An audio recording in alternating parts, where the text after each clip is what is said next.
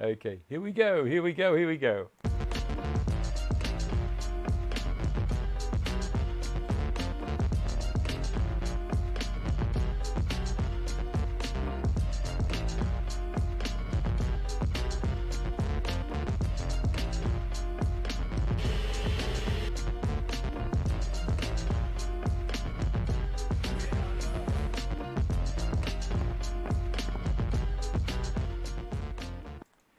Dave here, how are you? Today is the 16th of February 2020.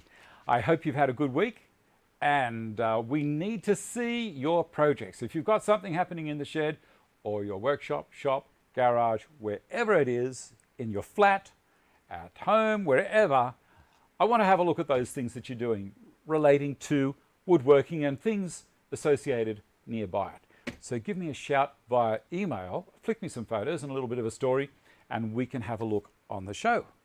All right, today, speaking of the show, what's on?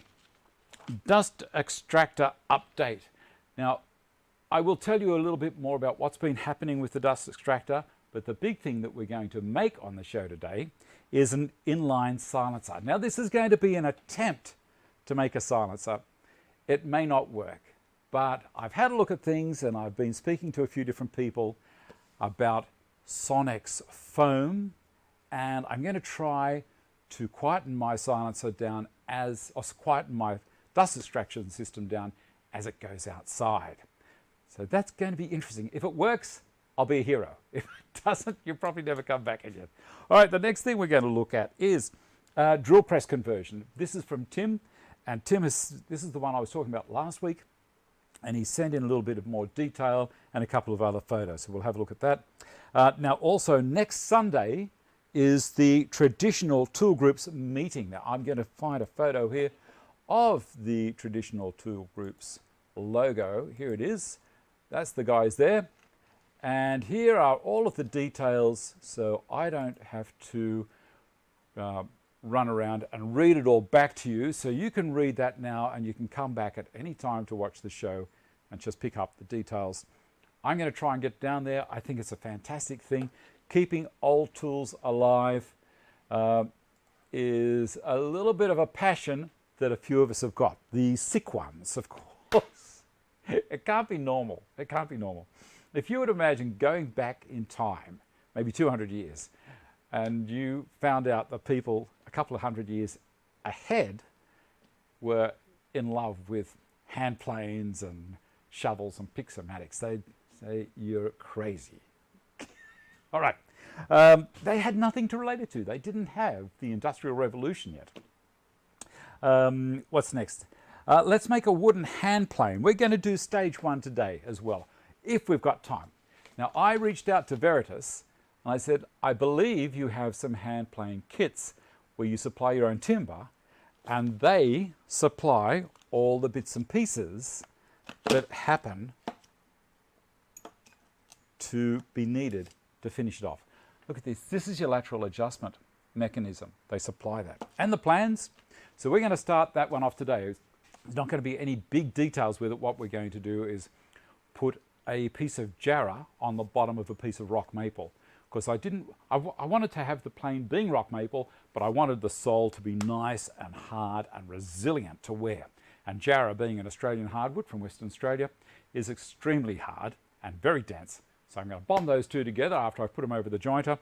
And doing the jointer, we're going to use this fellow here. Now this is a micro gripper push block. And I can hear you saying, well, that's exciting. It is. These things are a little bit of a revolution. It's a quiet revolution, but they're fantastic. And we're going to give one away to a lucky person in either New Zealand or Australia. Again, this has been sponsored by Carbotech to give this away. So the advantages of this one over Micro Gripper's previous model, which is still good and it's designed for going over a blade on a table saw, it's kind of got a tank or a tracked base on it with slots sideways. This one is dimpled, and hence dust doesn't seem to worry it as much. It also has these little drop-down blocks here that as you're pushing along, you can put your hand right this right at the back of something going over a jointer. I'm going to demonstrate that in a minute. And those little blocks there hold onto the piece. So even if the grip stuff releases a little bit, it's still going to keep you safe. Oh, these things also click up out of the way. You watch this. Click, click, not dropping down. The ones at the back drop down or roll out of the way, depending on where they are. If you're using this on a bandsaw, you can push pieces through on the bandsaw. It'll drop down one way. And if you click that over, flip her over the other way, they drop out of the way automatically. Very, very clever idea. I was stoked. There's a little guard here that you can put on top. It doesn't come with a thing. You've got to buy this separate. But it's a deflection guard, so things flying up aren't going to hit you, and so your knuckles don't fall over the edge if you slip for whatever reason. But you know, this is great on its own, but that makes it better. We've got that. Okay, support the channel through Patreon and Amazon, links below. You didn't see that, did you? That's blatant. All right, first thing we're going to do is go over and run these things on the jointer. Get that, I get my eye muffs, and we will switch cameras there. And someone had suggested that I get a foot push block to change the cameras, and that sounds like a pretty good idea. That's the next thing I'm going to be saving up to with Patreon. Okay, so people that are supporting me are actually supporting the show.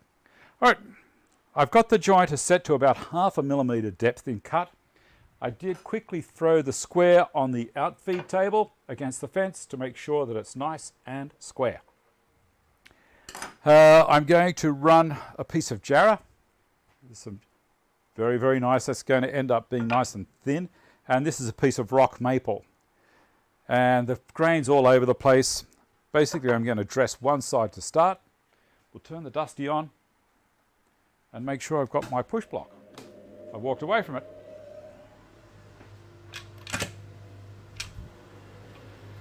All right. Very nice. So I can push that right up against the end, and it's not going to go anywhere. Make sure that I'm not going to be bumping into the fence at all, because that would be terrible. I've got to be on the inside. All right, let's turn this fellow on. We'll use a couple of blocks, why not?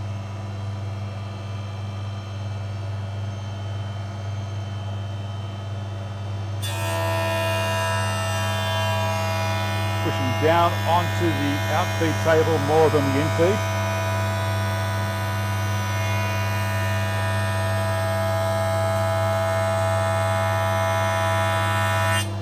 Beautiful. That's a nice finish. Absolutely gorgeous. Now for the jarrah. Now this is very hard. Jarrah is extremely hard. And this is nice and figured as well. All right, here we go.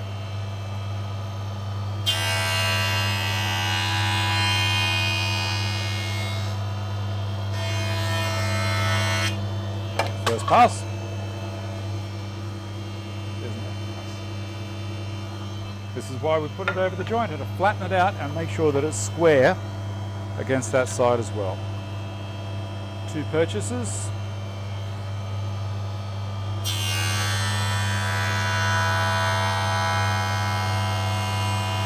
So all the weight's going onto the outfeed table. Basically, I'm just pushing it along on the infeed table, and I'm feeling extremely comfortable and safe with those. There we go.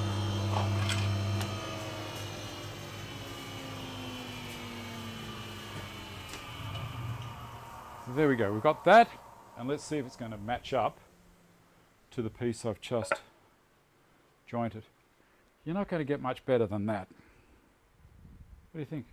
I'm not pushing. Look at the other side. We'll put those in some clamps and some glue. Come back up to here. And here as well. All good. We're doing well. Only a few minutes in. All right, glue and some clamps. And then we'll get on to this silencer. Or maybe Tim's stuff first. I love it, I love it, I love it. I'm going to use a brush for the glue.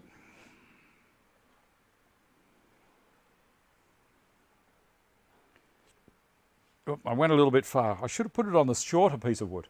You'd think I'd learn, wouldn't you? There we go. Doesn't need too much glue.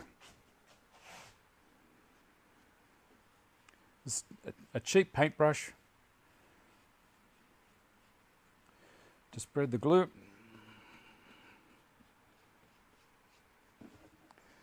Put it up here so you can see what I'm up to.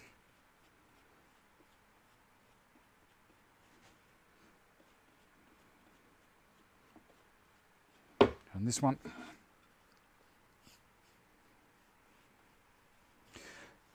I'm using a waterproof glue. Well, they say it's waterproof. They say also don't build a submarine with it.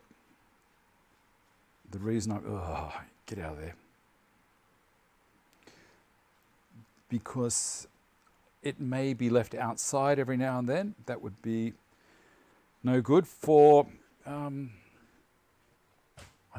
just thinking aloud here. I am thinking aloud because I think I've stuffed something up. Nope. No, I have a glass here that I can put some water in. Just putting that brush in water whilst I'm putting this together. Pop that on there. And a couple of clamps.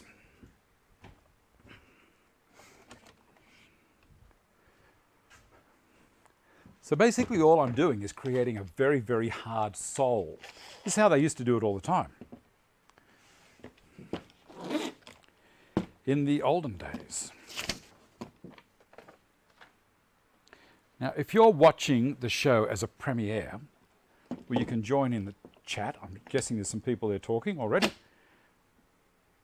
And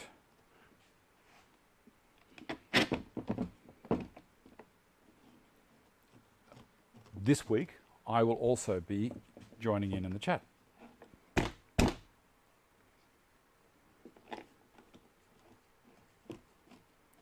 As I try to do. Now I've got two clamps on. I'm now going to put clamps this way to pull it back the other direction. And then I might put just a little bit more on. There are ways of putting stuff together where you don't really need to worry about too many different angles on this. So we're going to put a clamp down this way. And that's going to pull that one flat, which it has. Working together. Beautiful. And this one.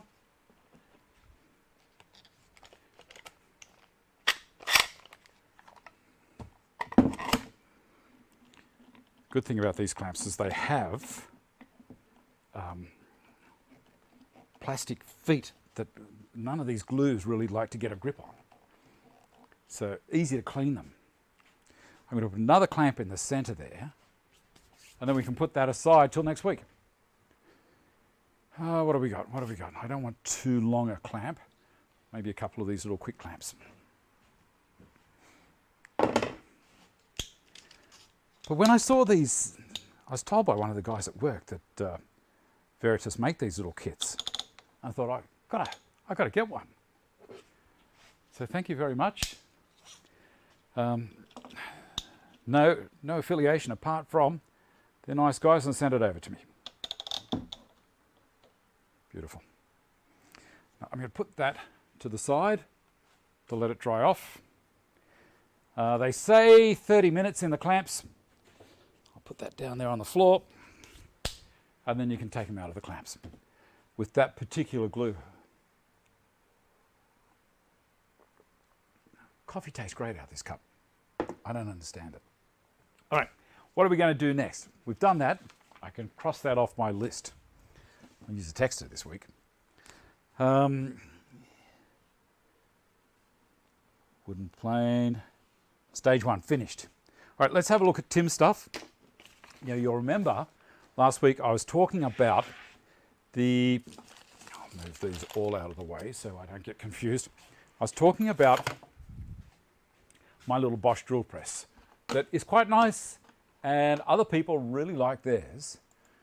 So this one is from Tim, and I think he's done a little bit of a thing for me. I don't know if I've written it down. Yes, I have. Tim, also known as Sea Breeze Coffee. Hi Dave, mods, I used a 3D printed hub. Let me see here. Okay. I run Fusion 360 for CAD and CAM, so unlikely the files are any real use to you on Aspire, but most of it's just common sense engineering. The 3D printed bush, and we'll go over to this now. This is the drill press as you buy them in the store. And Tim has done this in Fusion 360. And he's looked at it, he's got rid of the wheel, he's going to put little handles on the side instead of for the raising and lowering. And this is the bush, he said, which is finally sized after I drilled the holes with Sutton TCT hole saws from the top and the bottom. And I think it's just amazing. I love what he's done with it. And it's a little table he's made, a little MFT style table that he's made, and the sole, the foot on the drill press locks in to previous holes so he can drill another one. Very, very clever. And it tilts as well. It tilts. Look at that. Okay. Now, he also says, the Bosch mods I used a 3D printed hub as it's dimensionally tighter and adding a slot for the alignment pin was easier. Also, I've just done a series of dogs for my cheapy Azito saw. Now, see if I can find it. Tim's chamfer tools and track saw tools. Okay, so first we'll go with the track saw one. It's a little bit similar to the one that John made. John had a threaded section all the way down and a screw-up clamp that locked on. Tim's is in two sections.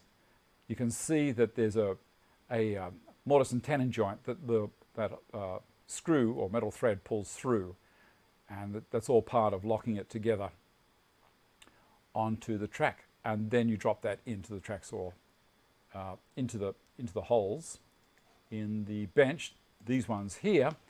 After, of course, you clean up the chamfers off with his little tool. Now, the thing is, that works really, really well on MDF. And you can see the curlies look fantastic. But they don't really tend to work any good with plywood.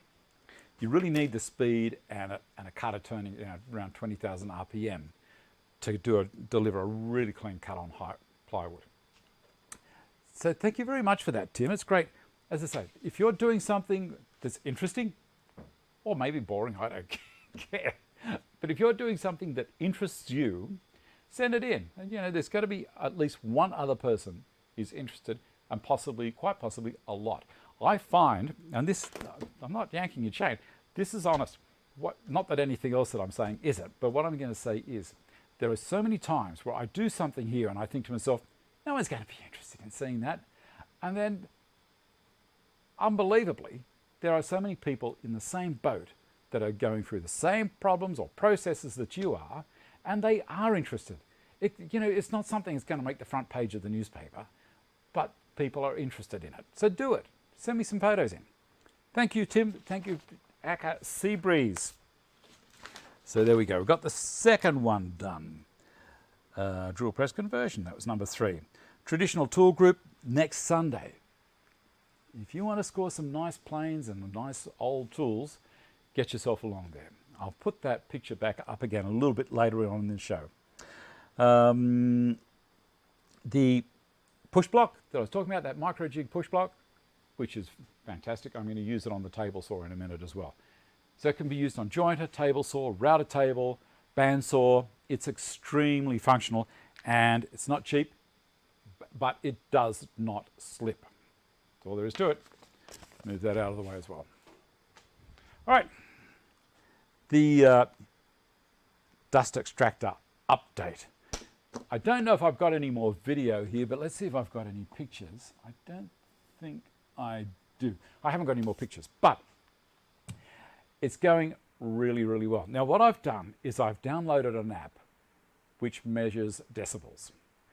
So we're going to make this little silencer. Then I'm going to go outside, and without the silencer fitted, I'll turn on the decibel meter, and then we'll slide the silencer over. Now either I'll have egg on my face, or it will make a difference. So what we're going to do is we're going to create an octagon, a sleeve that's 530 millimeters long, and it's going to be octagonal in shape, and I've done a rough drawing here to get some quick dimensions for me. I've got a 6-inch PVC pipe, which is my exhaust pipe running from the dust extractor to the from close near the door there to the other side of the building where it's free to go. There is not much comes out, I'll tell you that now, but sound does. It's basically like a horn or a trumpet. You know, you've got this long tube and it's going to make resonations. Now I don't know whether it's a high frequency or a low frequency.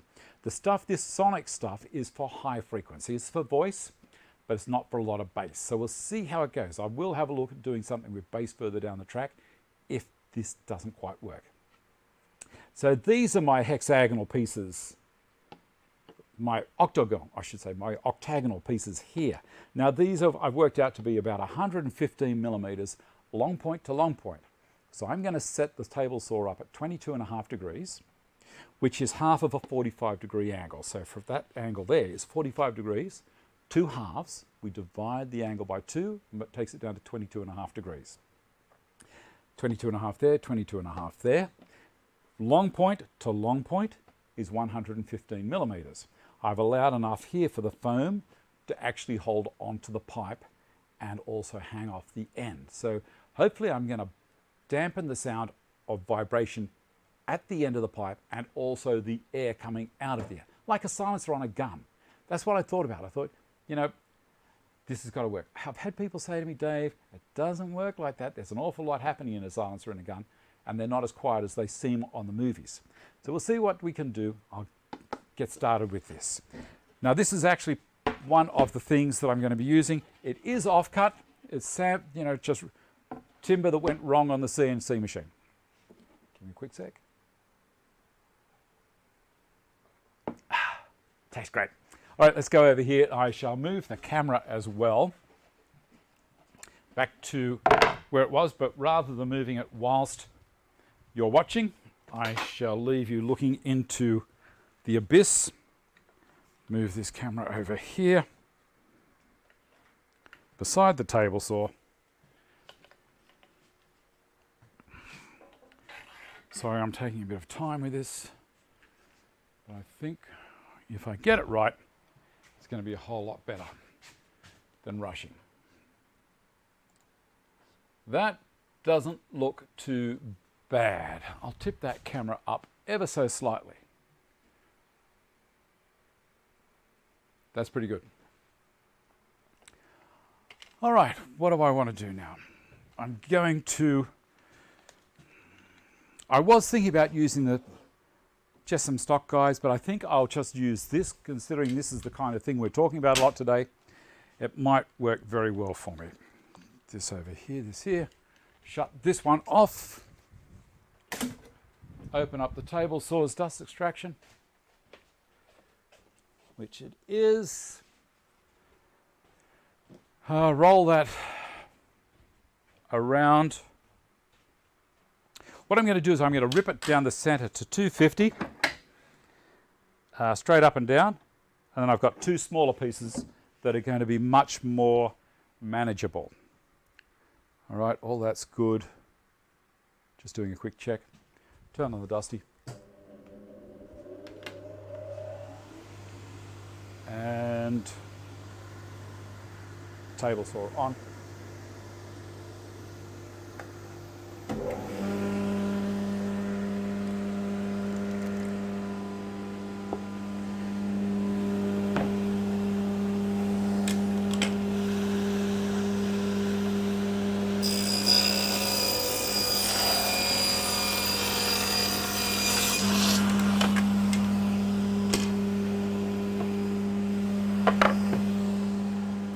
Other one.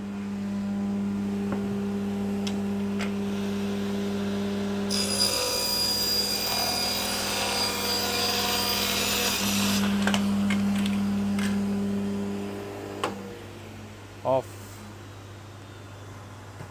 and off. Wait for the saw to coast to a stop. Now I've done that because when I've got the saw tipped over at 22.5 degrees, I only have these small pieces to deal with. I don't want to have a short piece here and a large piece here. Also, you'll notice with the blade guard on, this splitter here stops any timber, once it's gone past the blade, from being able to be caught and putting me in strife as far as kickback's concerned. I can't stress enough, use this or at least a riving knife and it's going to save your life. It really is. All right, we'll set this now around 2. We'll raise it up a little. And I'm going to tip her over to 22.5 degrees. Now the insert that I made for this saw works very well. There we go, lock it there. With this blade, even when it's tipped over at an angle. This is a piece of magnetic advertising for a local real estate agent, I think it was. These things came in the mail.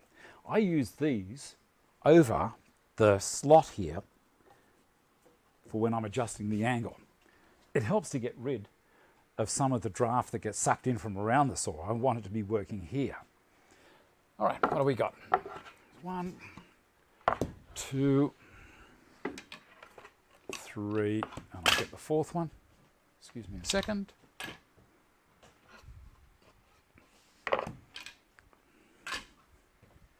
We're doing well for time too. This is great. Now it's 115 to the top, so I'm going to bring that over to 115 there. And that should give me enough for the other side. Yes, good. So I'll do that. I'll do a couple of them this way, and then they should all work perfectly. It's pretty cluey. I'm going to drop these guys here. These are anti-kickback pawls. Now, in the case where if I'm pushing timber through and it does catch for any reason, these things will dig in to the timber and hold it, so it's not going to be a problem for me. All right, dust extraction again, and we'll lower this like so. Dusty. And I will fit through. Always check before you start a cut that everything is going to work for you. I don't need the blade up that high, I can lower it down. About there. Just as long as I'm thicker, I'm above the timber. Obviously, it's not going to get past the splitter otherwise. Here we go.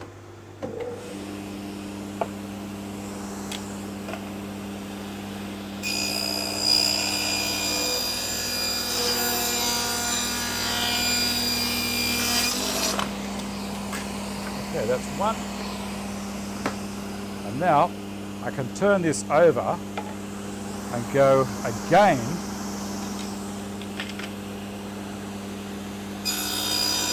Now I've got to be careful here because I've got a skinny piece of timber coming through.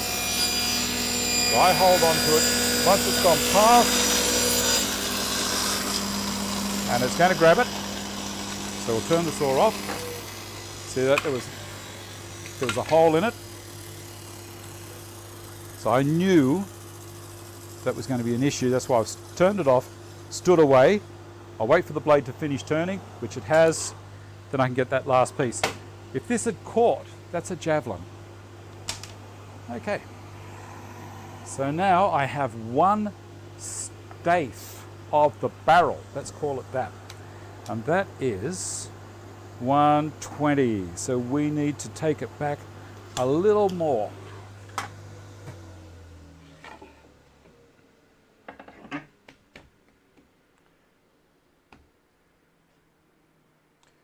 I think that's going to be pretty good. I'll do a quick test on measurement with that up.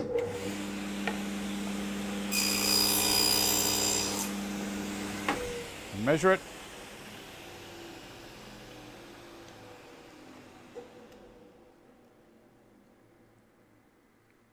One. It needs to be a little bit closer. We'll take it in another 1.5. Take it to 108 millimeters. And that should give me the perfect width. Drop this down again. Now I am going to have another skinny piece come off, so I've got to be aware that it's coming through, but it's going to hold because that hole isn't all the way through anymore. One of those things, as you do stuff, you start to think, yep, I know how that works.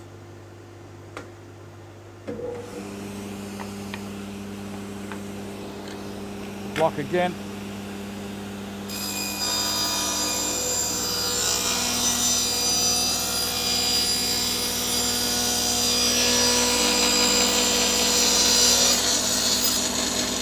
Gotcha. One last measure. Beautiful. 115. That's what I'm after. 7 more. It's all good.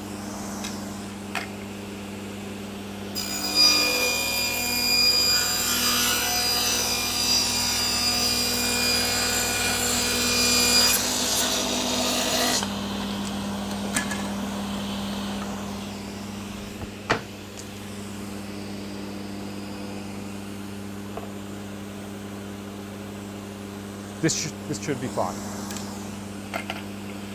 I was just thinking then about how this is going to work, and it'll be good. Because now I can spin that around this way, and this one I can put through this way.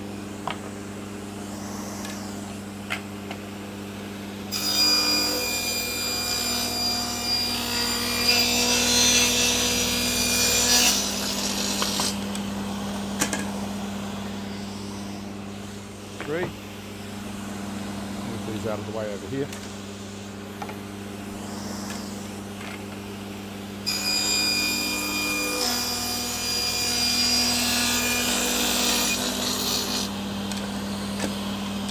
Yep. 4.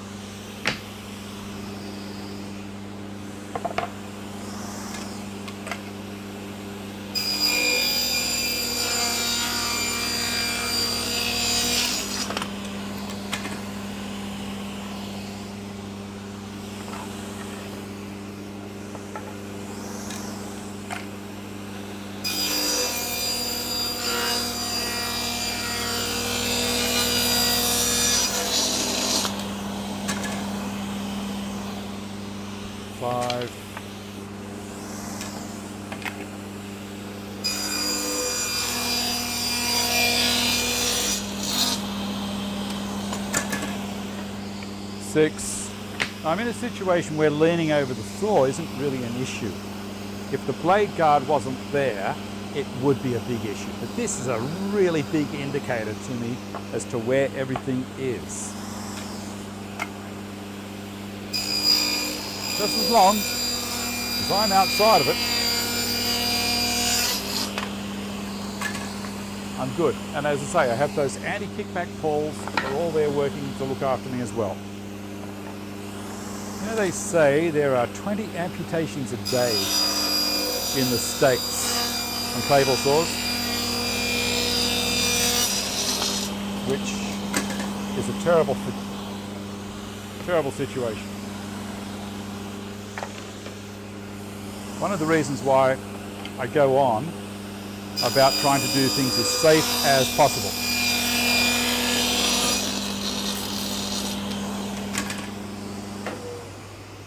And that. All right. That is all of my cutting done. Moment of truth. We'll take it all back over to the table here, back onto my bench, and of course have another drink of refreshment back to there.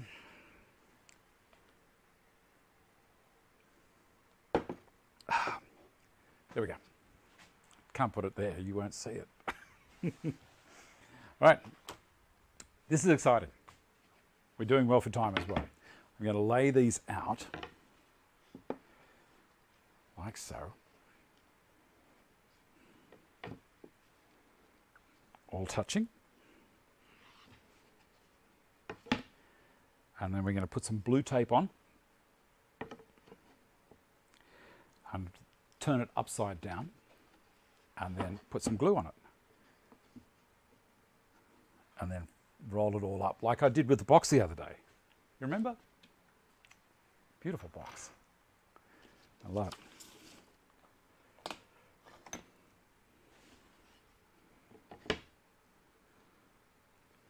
And the last one. Now an octagon has got to have 8 pieces. 1, 2, 3, 4, 5, 6, 7, 8. And have I got the blue tape here? Yep, there it is.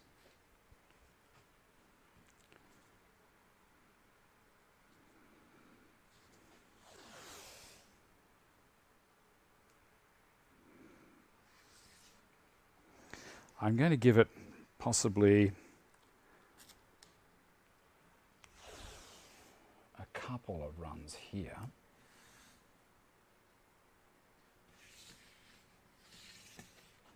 This is so much fun. What I'll do is I'm going to get that other... I might just tip the camera down a little bit while I'm doing this, so you can see what's going on.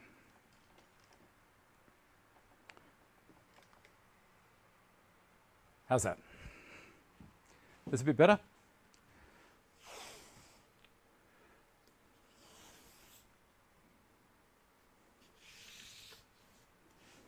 So the tape is just a carrier for it. It holds on. Can't really see me too much, but that's probably a lot of people would be saying thank heavens.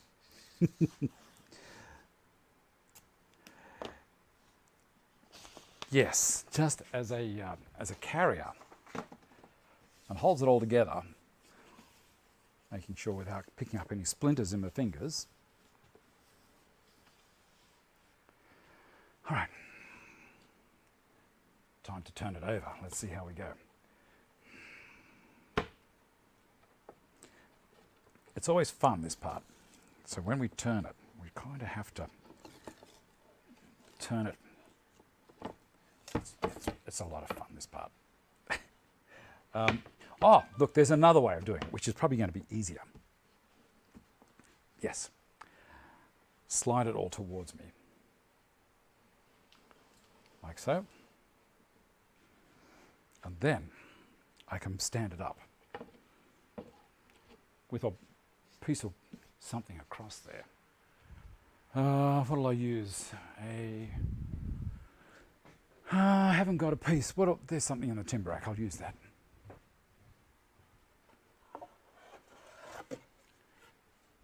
Whole piece of cedar. This might work. Basically, I'm just putting this underneath and lifting it all up in one go. That's better. And then I can drag it backwards towards me. And then when I've got it upright, I'm going to put it on the other side to lower it down, so it doesn't rely on the tape to do it all. There you go. Beautiful, beautiful, beautiful.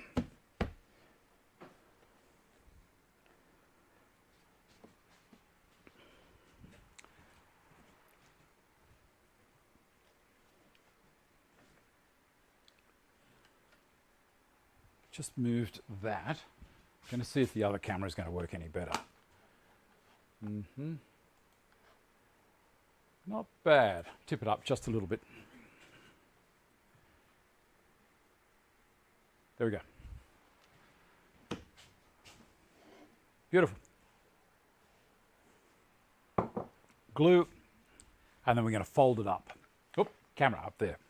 Put the glue on, and then we're going to fold it up, of course.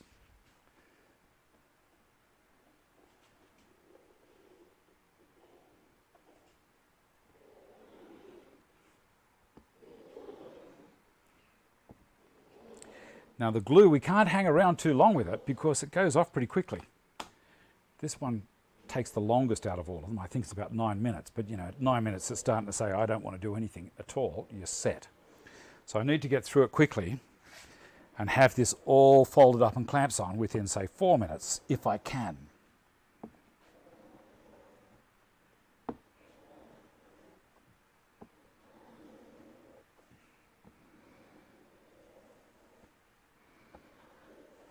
Beautiful. Now take that out of the water. And give it a quick flick. All right, now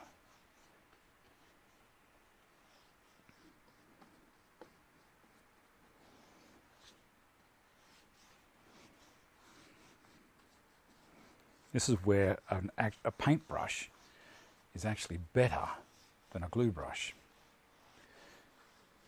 because it just spreads it all the way down through the joint. We may also put a bit more glue in there as well. That's going well. Very good. And the sole plate on that plane is looking good. Bit excited to take the clamps off and show you how it looks. I'm not going to put it over the jointer today or the table saw, because I don't want it. They say not to stress the glue or the joint for at least 24 hours. I think that's what they say. Maybe I just made it up. Could be 10 hours. I try and leave things for at least overnight. I'm going to put a little bit more in here.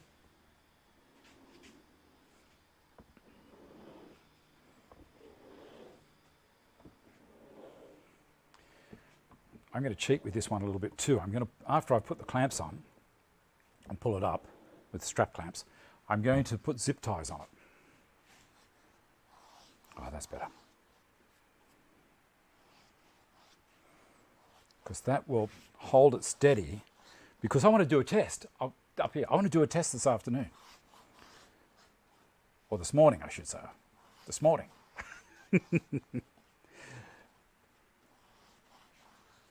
This is good. That makes me feel a bit better. Water. Back in you go. Lovely. All right, I'm going to roll it all up and see how we go. Oh, last joint, last part of the joint. I'm an idiot. Can you believe I did that? I can't. I did everything else, but I didn't do this last bit here.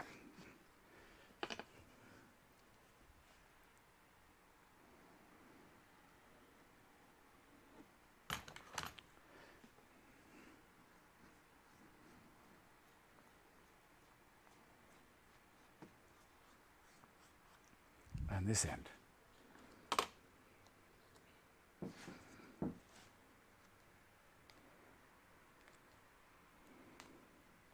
I love this stuff. People think I'm weird. Because half of it's doing the thing, and the other half is seeing if it's going to work. This kind of experimental research is very rewarding if it works. And if it doesn't, well, you know, it was scrap anyway, so it's not going to worry me too much. I'm not concerned about a little bit of glue on the inside there. All right, all done. Let's roll her up.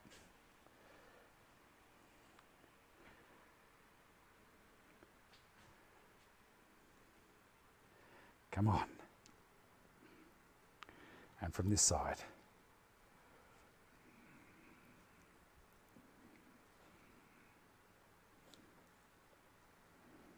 It's looking okay. Probably not the world's best 22 and a half degrees. Maybe I should have put the mag switch on it. Sorry, not the mag switch, the miter set. Might have been better. Now, can I stand her up? Is the next question. Like that? Yes, I can. That's promising. All right. That movement there may have been the whole thing flexing, the tape pulling. All right.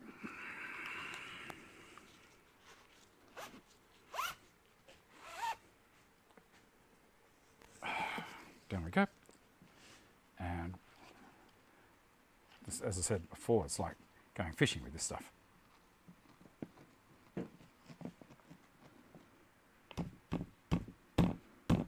Give it a little tap here and there. That's looking good. And that's all good around there. All right, the top one. I should get another one of these straps for things like this. But as I say, I'll put the zippies on, pull them up nice and tight, and hopefully that'll work.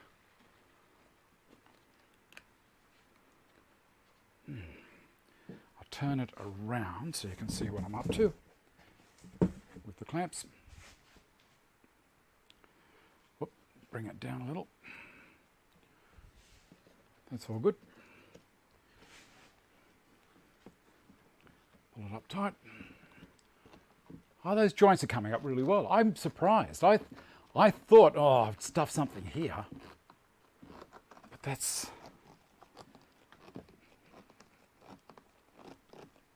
pulling up very well. I'm very happy with that.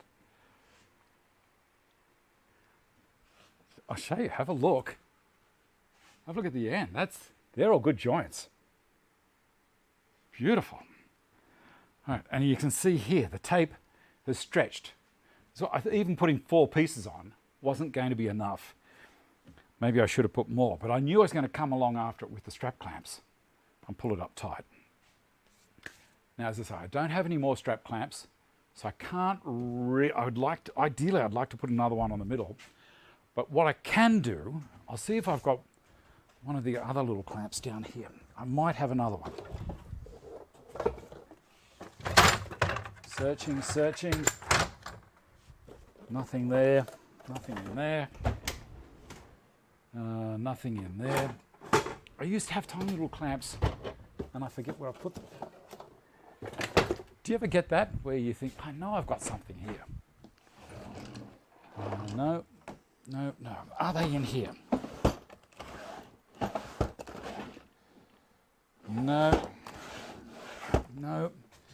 Checking a couple more boxes here. No, I don't have them. All right, that's all there is to it. We'll let that go. The glue is going to be fine as it is. And if I need to further down the track, I can put a couple of pocket holes in here and there. But I'm going to put some zippies on now. So these guys, switch cameras back. Let's see if we can aim that up to about there. Go to the other camera. That one, and transition. All right, what I'm going to do here is use some of these things. These are zip ties. I think everyone knows what these are all about. And basically, I'm going to make them longer by sliding a couple together until they grip. You don't have to do too much. And then I can pull that. And that will act as a pretty good clamp. I'll put another one here. And then we can have a look at cutting the foam in. The Sonics. I'm excited about it. Okay, this one over here. About there.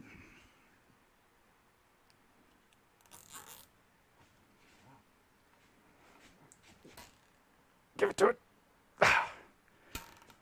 Oh, that slipped.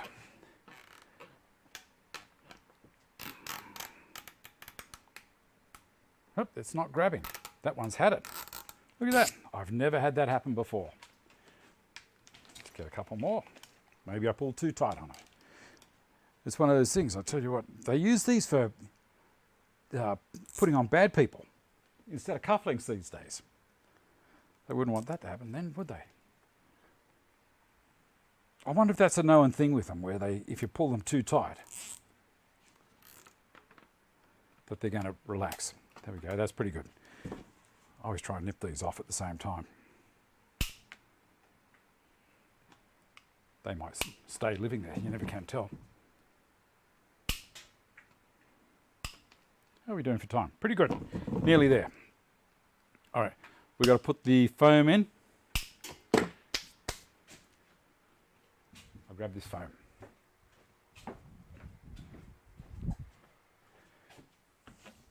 Where are we?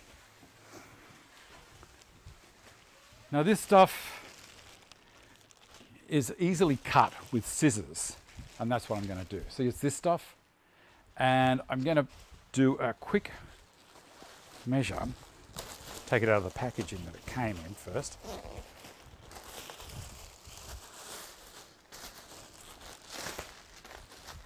Another one of those things I should have done before I started the camera.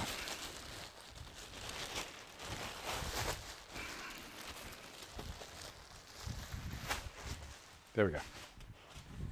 All right, so this is the stuff.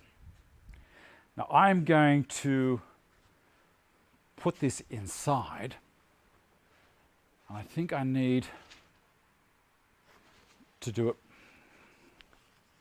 from there to there. I nearly lost my coffee cup.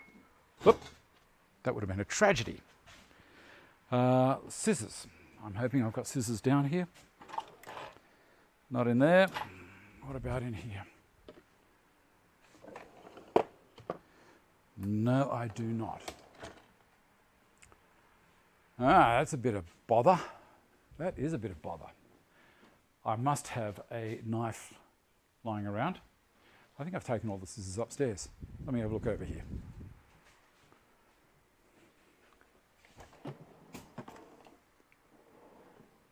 Knife. Then David, if I haven't got scissors. Found the knife. All right.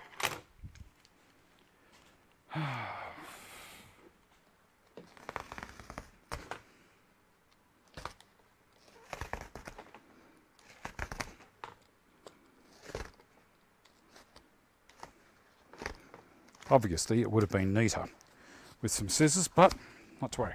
That's done. I'm going to slide this down inside like that.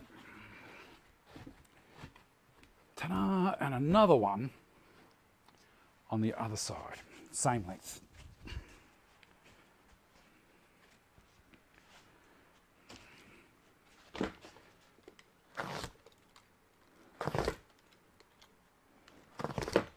Gotcha.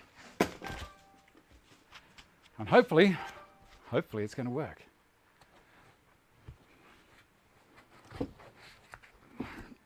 I think I might need to have to tip it over.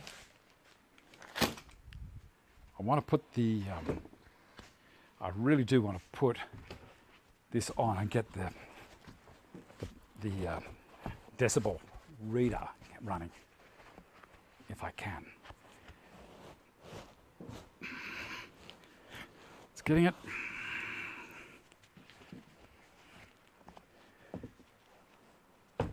This is one of the good things. I hadn't done this before, and it shows.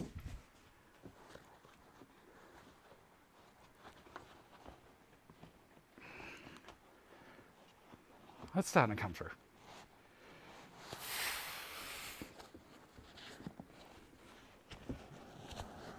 And pull it back when it's all in position.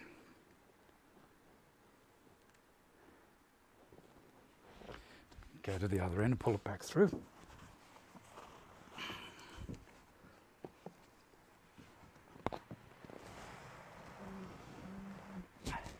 It's getting there.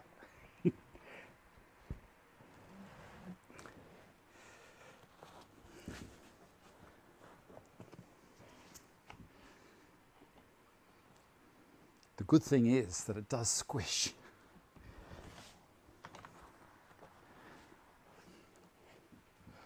Alrighty.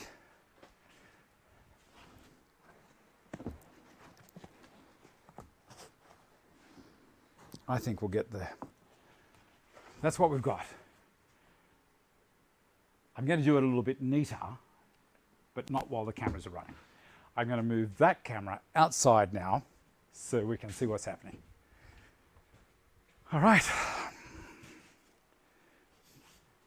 And then I'm going to run round to the outside of the building and try and fit it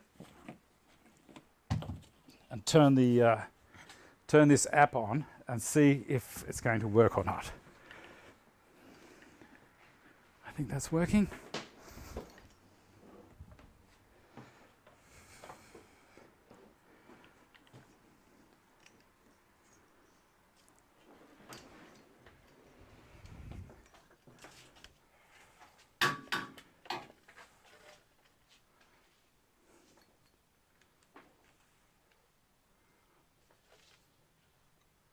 I think that's going to work. I'm stretching these cables to their limits of what they actually want to do. All right. The other camera. Okay, phone in my pocket, and also the remote, and you should be able to still be able to hear me. I'm going to turn to this camera here. I'm going to go out and around the back, and we're going to have a test. I'm still talking. Hopefully the sound is still going to stick with me as I go around the back of the building.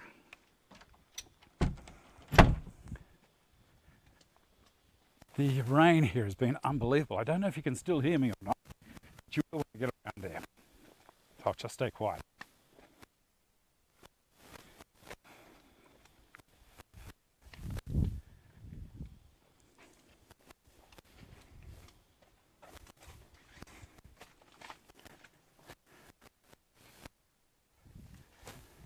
I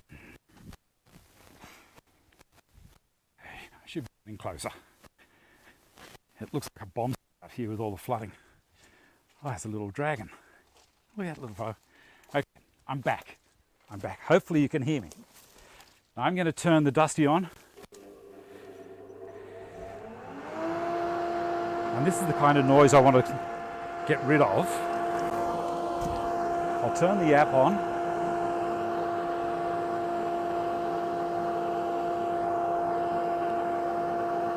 Here we are, sound meter.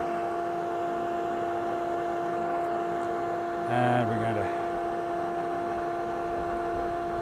we are now running at 66 decibels, 66, 68, which they say is the same as heavy traffic. So that's around 2 feet from the end. If I move back a little bit, it quietens down. I'm down to 57, 60. It's rushing, it's jumping between busy traffic and conversation. Turn it off, put it in my pocket.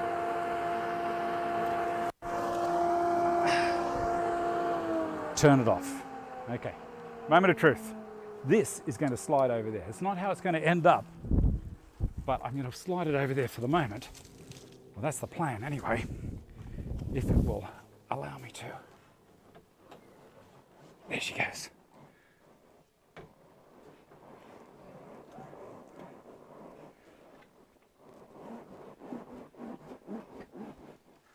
All right, it's on. I'm going to turn it on.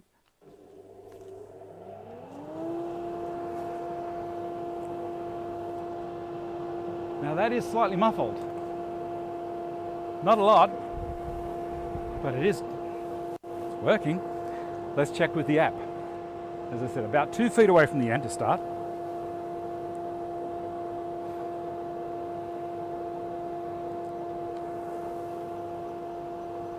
Two feet away, I'm at 61 decibels, 59. 4 feet away.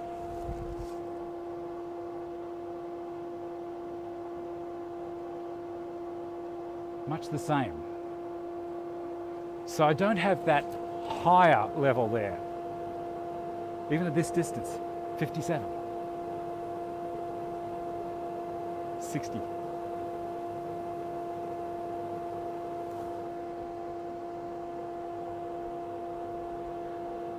All right, that's very interesting. Close off.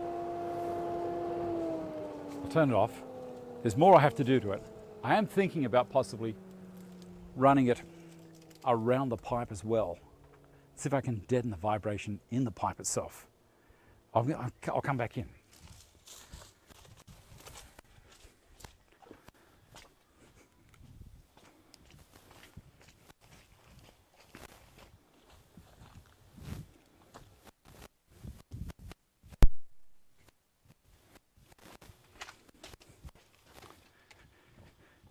All right, this is a good test to see how these new microphones go on.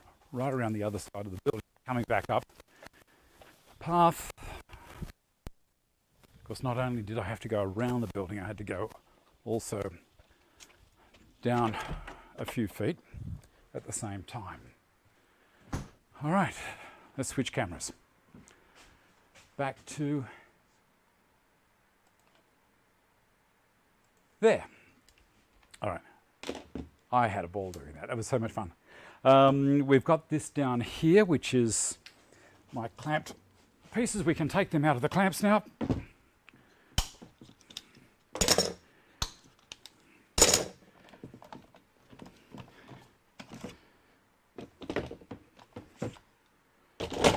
And these two.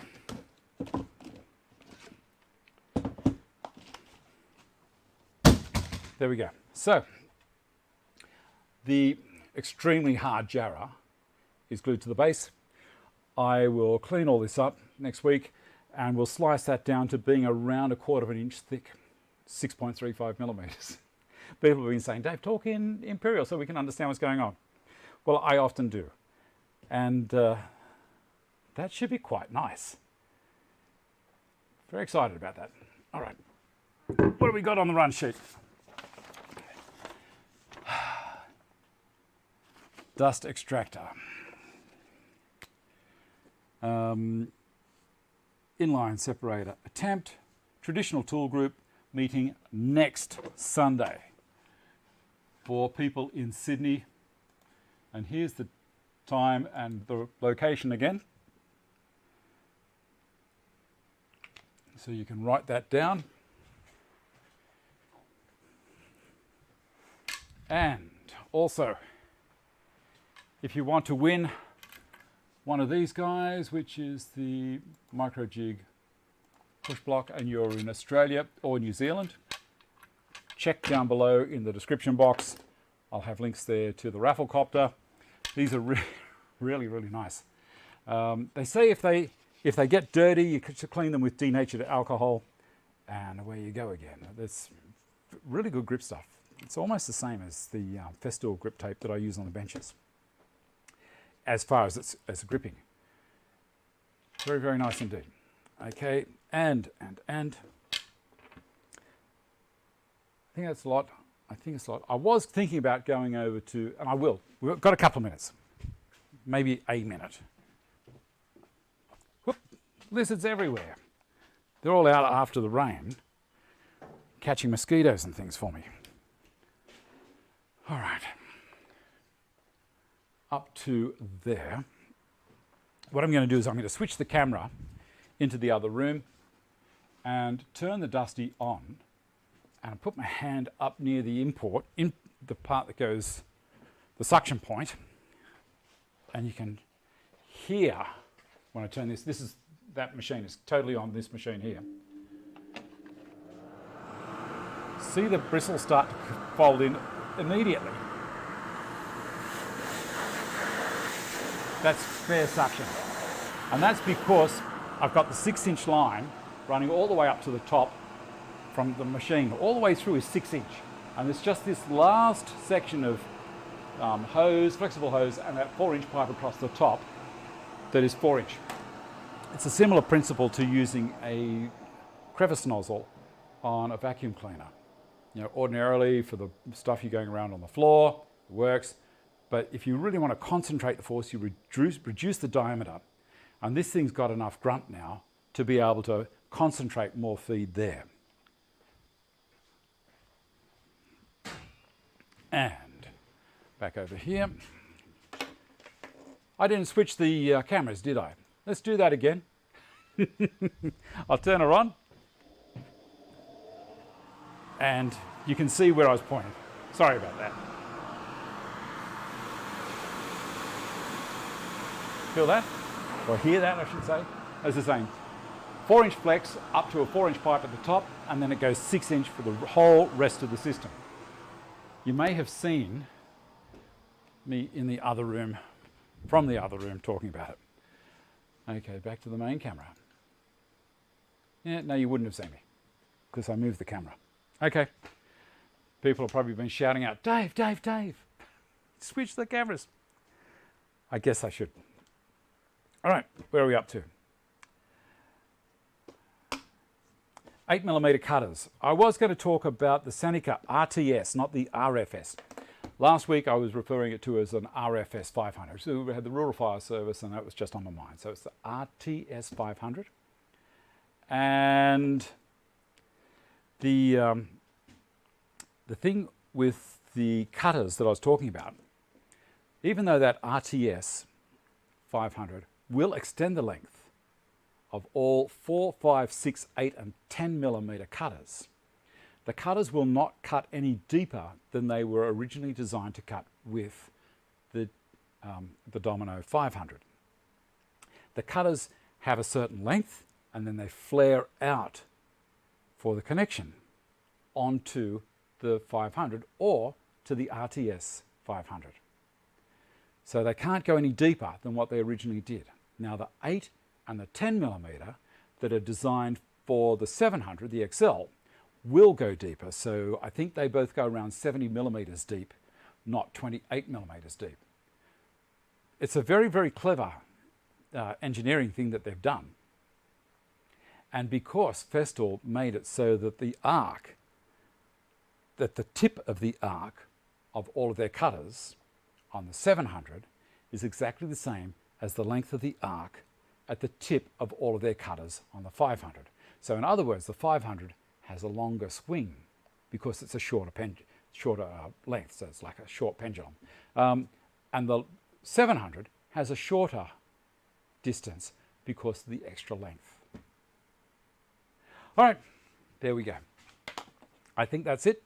Thank you very much for watching, everybody. And thank you very much to all my patrons. And I got a new patron this week, Hilton Bond. Thank you very much for coming on board and supporting us. And the people that are supporting me now at this level and higher is Johannes, Mohr, John W., John Parra, Vincent Ngian, John Lafferty, who is still in hospital. He can't win a trick, this guy. So if you've got prayers or whatever, or any other way of supporting him and Julia, please do so. Peter Woolworth, Brian Shaw, Brian Del Vecchio, Justin Bailey, Brett Guthrie, and Hilton Bond. And all of those people are lucky, lucky, lucky to be able to get one of these things. Okay, look after yourselves, be nice to each other, and I shall see you next week. Even though I'll be at the tool show, I'll still be broadcasting.